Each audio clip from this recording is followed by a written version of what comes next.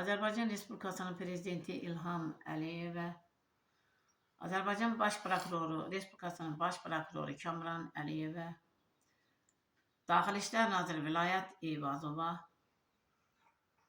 Ali Məhkəmənin sədri İnam Kərimova müraciət edərək bildirirəm ki, mən Ağayeva Zənfurə Sarışqızı Ağdam rayon sakiniyəm.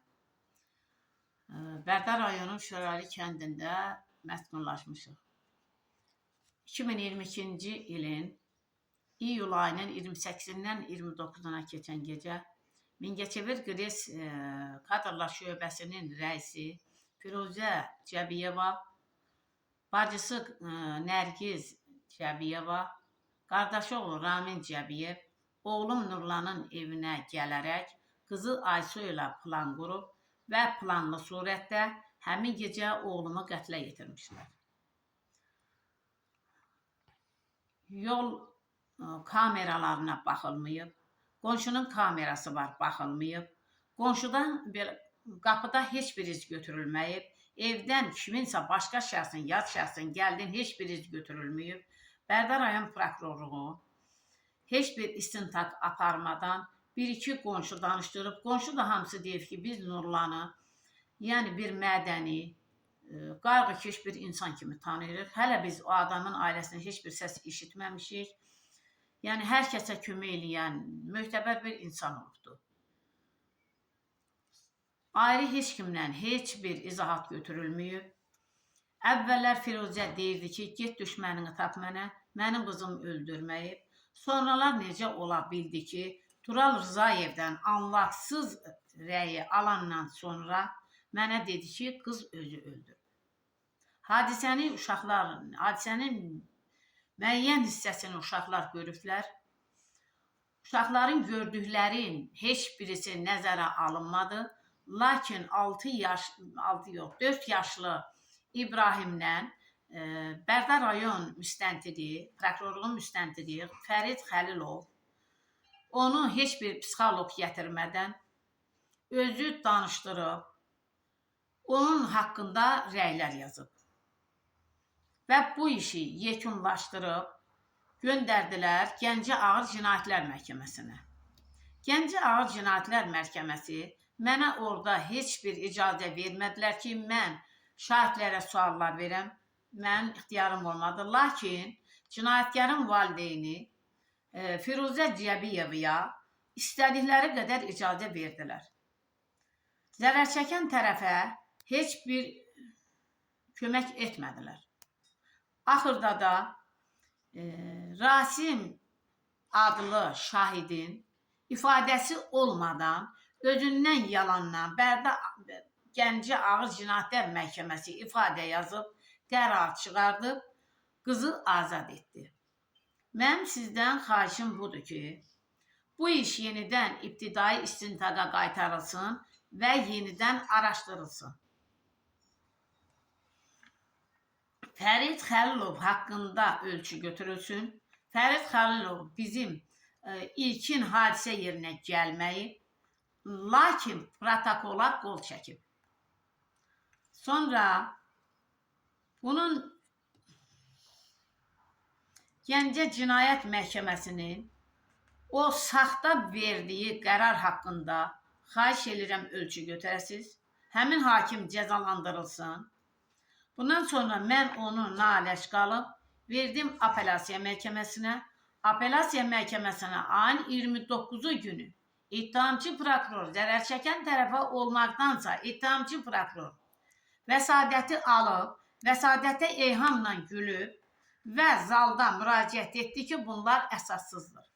Nəyə görə əsassızdır? Mən deyirəm ki, onun bacısı Antin dairəsi əvvəla hələ də saxtalaşdırılıb.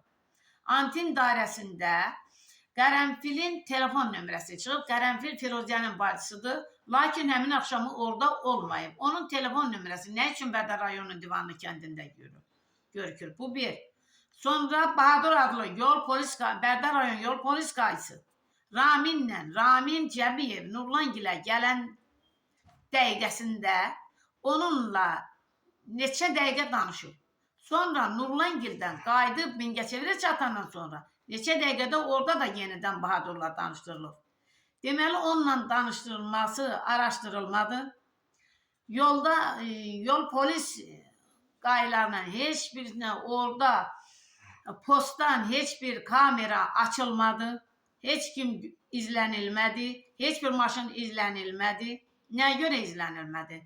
Mən nə qədər iddia qaldırdım, Bərdə rayon prokurorluğu bu işə baxmadı. Mən onu vəsadət kimi verdim. Ağır cinayətlər məhkəməsi, onlar da baxmadı. Onlar heç birisi mənim şikayətimə baxmadılar. Verdilər apelasiya, verdim apelasiya. Apelasiya da bu qaydayla aparır. Mənim artıq Azərbaycanda qanunu həvalə etdiyiniz şəxslərə inamım olarmı? Kimin inamı olar? Cənab Prezident, bax belə qanunları saxtalaşdırırlar. Azərbaycan xalqı deyir ki, Azərbaycanda qanun yoxdur. Qanun var. Lakin qanunu həvalə elədiyiniz məmurlar qanunları saxtalaşdırır. Buna görə də xalqın qanunlara qarşı inamı itir. Mən xahiş edirəm, Gəncə Ağır Cinayətlər Məhkəməsindəki hakimdə cəzalandırılsın. Qanunu aparmadığına görə məhkəməni və apelasiya məhkəməsindəki ayın 29-cu günü olan hakimdə, prokurorda onların heç birisinin adını mənə vermədilər. Heç birisinin adı bizə məlum olmadı. Onlar istədiyi kimi danışdılar, cinayətkarlarla gülüşə-gülüşə məhkəmədən çıxdılar. Bu hisslərlə mən artıq stres keçirirəm, əsəbləşirəm. Mənim əgər bu qanuni surətdə mənim oğlumun qanı batarsa, mən nə qədər sizlərə məktub yazım, mən nə qədər sizlərə telegramalar vurum, nə qədər vurum, artıq yorulmuşam. Cənab Prezident, mənim verdiyim sizə telegramaları vermirlər. Mən xahiş edirəm.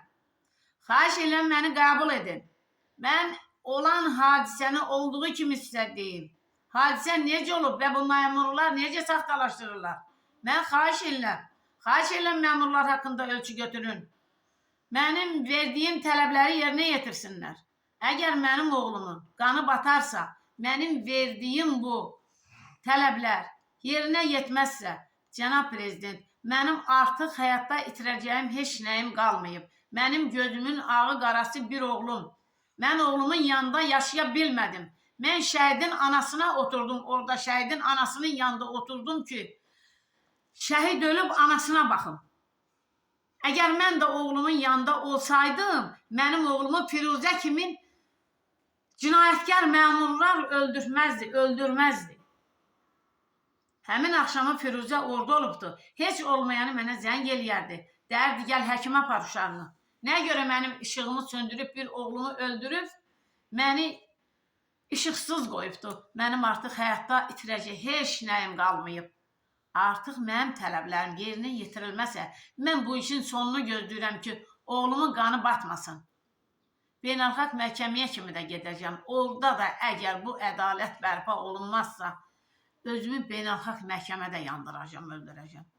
Mən özümə son qoyacam. Xahiş edirəm, mən müraciətimə baxın və məni qəbul edin. Bu ədalətli və şəffaf yerinə yetirilsin bu məhkəmələr.